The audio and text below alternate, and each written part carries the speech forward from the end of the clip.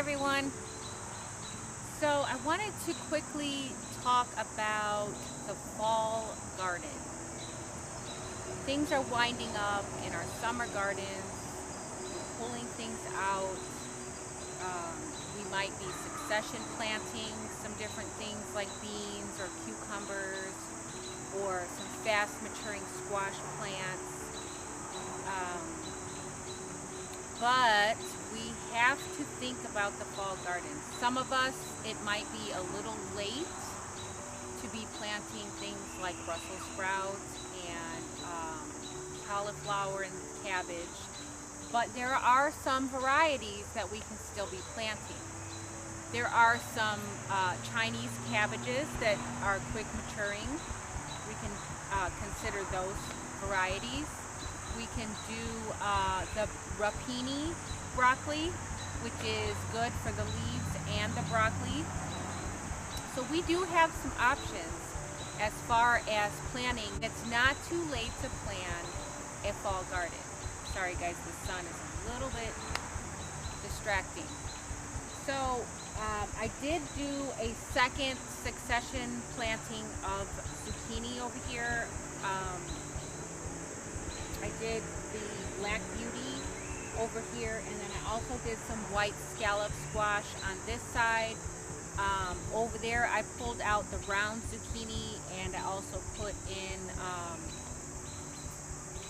another Romanesco and also yellow zucchini. I started more of those. I didn't get enough squash this year, so I'm trying to grow another crop. Most summer squashes will mature in about 40 to 50 days. So as long as things are on track as far as my first frost date, I should be able to get a few more squash.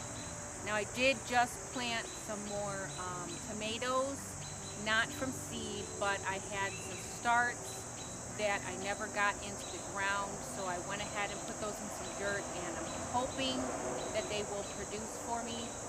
But things are definitely starting to look like they're dying back, they're winding up, things are having to be pulled out. I also did a couple of cucumbers, and I got those in the ground. So yeah, you can do some succession planting still here in August, but this is a fall gardening video, so I want to talk about the benefits of a fall garden. So one of the benefits of a fall garden is the weather.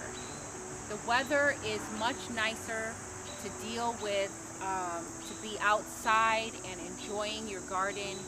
Sometimes in the summer it just gets so hot and we can't be outside for more than a few hours at a time, if that. This last week we had a heat advisory and we couldn't be outside for more than 30 minutes with fear of heat stroke. So the fall weather is definitely more comfortable to deal with and more enjoyable to be spending time out in your garden. Another benefit of a fall garden is there are less pests. The squash bug and vine borer, they stop laying eggs towards the middle to end of summer. You have less and less pests to deal with in the fall garden, so that is definitely a plus. Another benefit of having a fall garden is that you can grow things in the fall that you can't grow in the spring. Sometimes our spring is so unpredictable, and it might be like a cool 60 degrees for a week at a time, and then boom, we get hit with that heat and our spring crops suffer. So fall is definitely better for some things that you can't grow in the spring. You can grow those things in the fall. So just some things to think about if you're not planning a fall garden and you are contemplating on whether or not you should. Definitely give it a try. If you haven't had a garden all year and you think it's too late, it is not too late. Get some seeds in the ground, get some plant starts started. You can do spinach, you can do Swiss chard, turnips, collard greens, kales. A lot of things will do very well in the cool weather.